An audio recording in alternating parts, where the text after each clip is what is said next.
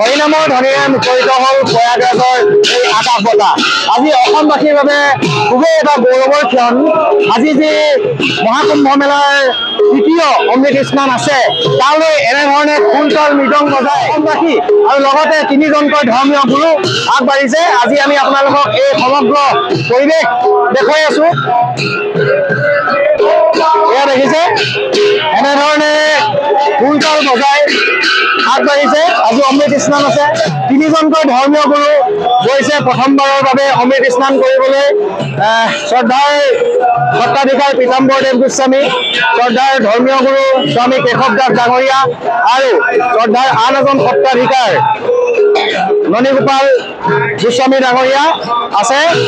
আপোনালোকে এই পৰিৱেশ চাওক আৰু এজন অসমীয়া হিচাপে গৌৰৱ কৰক যে আজি প্ৰয়াগৰাজৰ পবিত্ৰ ভূমিত এনেধৰণে নাম কীৰ্তন গাই আজি সমগ্ৰ বিশ্ববাসী দেখুৱাই দিছে এয়া আমাৰ অসমীয়াৰ শক্তি। এই ক্ষেত্ৰত এই 3জনকৈ ধৰ্মীয় গুৰুৰ যথেষ্ট অৱদান আছে। তেখেতসকল বিৰাজমান আছে আৰু কিছু সময়ৰ পাছতে আমি সংগম ঘাট পামগৈ। আপোনালোকে পৰিৱেশ উপভোগ কৰক।